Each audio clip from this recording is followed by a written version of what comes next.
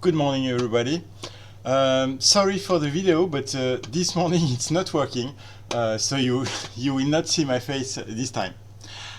So first of all, what we are going to comment today is quite simple. So I'm going to spend most of my time talking about the impact of the latest FOMC meeting on markets. So it was Wednesday evening, as you know, and we'll see the initial reaction on equities.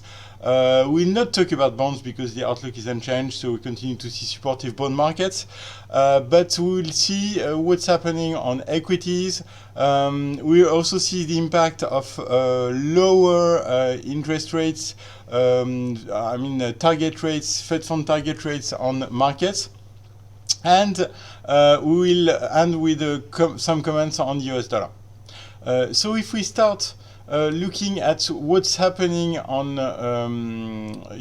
the correlation between Fed fund rates and the S&P 500, so we can see that there is a decent positive correlation between rates and the equity market, which means that when the Fed is raising rates, it's usually good news for the stock market because the US economy is strong. And on the opposite, when the Fed is starting to lower rates, it's an indication that the economy is becoming toppish, with higher risk of seeing an economic slowdown. So this tends to invalidate Mr. Trump's view, which is that lower bond yields is good for the economy. Usually it's not really good news, and we can see that very easily. For example, in 2007, 2008, which is the latest period of lower rates, we can see that the Fed starting to lower rates just before the peak of the stock market, so we'll see that in a few seconds, and continue to lower rates pretty aggressively during the crisis of 2008.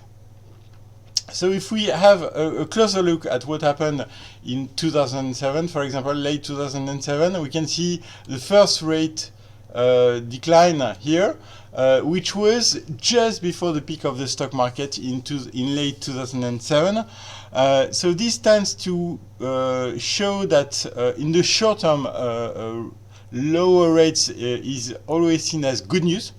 So we'll comment what happened on this week in a few moments. But anyway, what happened in 2007 is a last push-up of the market just after the rate decline.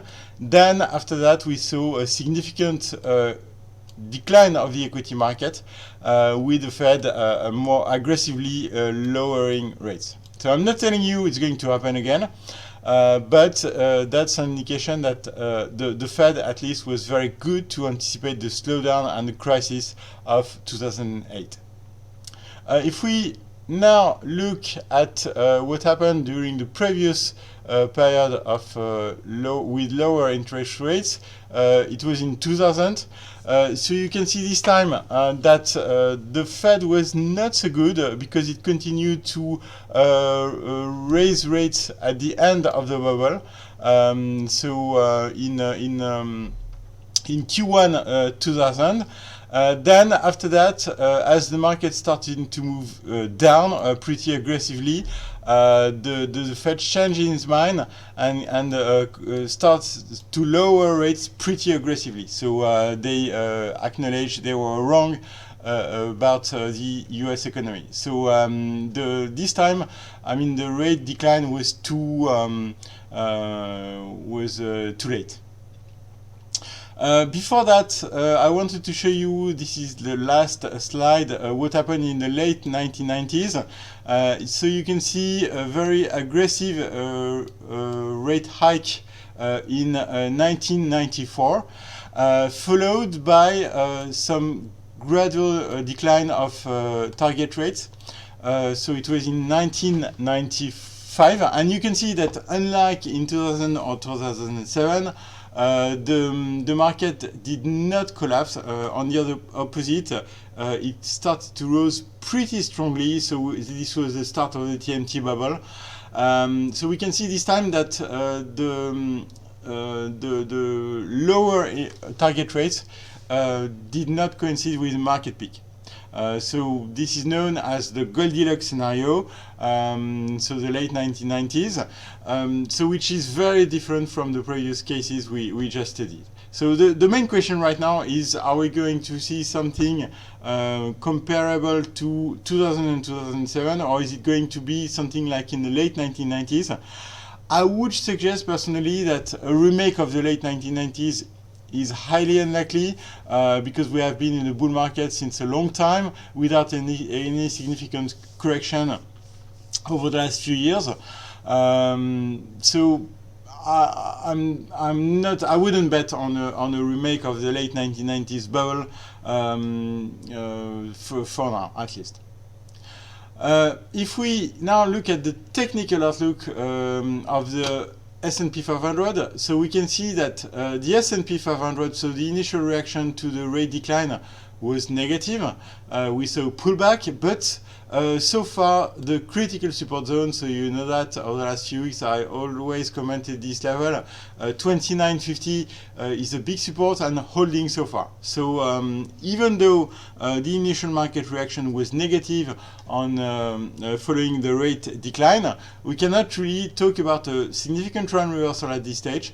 I mean, we saw a decent recovery on Thursday. So at this stage, this support is holding, and it remains for me the critical level to monitor to invalidate the breakout we saw in early July. Are we going to break below this level? Given what happened this week, there is a significant probability to see a pullback below this level in August, but at this stage it's still difficult to anticipate when this pullback could occur. The technical outlook of the Euro Stock 50 is quite different. You can see that here.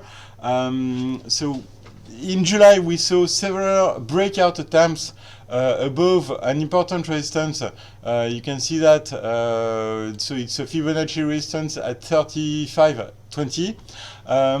Failure to make a clean break above this level. So even though the market rebounded on Thursday, we can see that the Euro Stock 50 looks pretty topish here, at least in the short term, and which shows that the risk is to extend the pullback in August, to make a kind of ABC on Elliott wave pattern. So you can see A, B, and possibly a wave C in August. So the outlook is not aggressively bearish, but it at least shows that we may continue to see sideways trading below 3550, 3600 in August. Now let's finish the presentation with an outlook on the US dollar. So a very difficult chart. You can see that a bull trap in late 2018, another bull trap we made in at the end of the first quarter, a bear trap so at the end of the second quarter, and now we are seeing a breakout again after the Fed. So the dollar index is moving back to new highs. So the main question is, are we going to see further rise to the next Fibonacci, which is around resistance, which is around 100, or are we going to have a topish dollar with a false breakout around this line? So you can see this pretty significant resistance line. Are we going to see to have a short-term bull trap? I think the probability of seeing another trap is quite high, given the poor track record of trading breakouts and breakdowns over the last year. So it's hard to have a strong confidence to play a breakout of the US dollar. Right now, I mean, the US dollar is still strong, invalidated the anticipation of further sideways trading inside the trading range.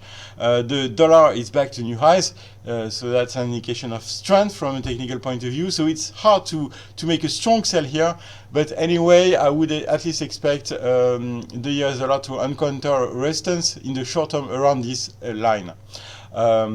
So although we are making breakouts, low confidence to play a continuation of this move. that's something we cannot exclude, further rise to 100, but I mean the level of confidence is quite low. If we look at what's happening on the euro dollar, a breakdown below 111, which was an important support zone, which I mean the risk right now is to extend obviously the decline to the next Fibonacci support, which is slightly below 109. And which also corresponds to downside target available on point and figure charts. So the outlook, I mean, the trend remains, the bear trend is restored, obviously, on the euro dollar. But I mean, from here, once again, like on dollar index, it's difficult to have a strong view to play a continuation of the bull trend on the US dollar. So bear trend on euro dollar, which makes me think that in the past 12 months, we can see another short-term trap. But right now, I mean, the trend is still bearish, and if you're long euro dollar, it's difficult to hold this losing position. Have an excellent day, and this is the last weekly video call of August, because I will be on holidays in coming weeks, so the next video call will be in late August or early September. Have a great summer.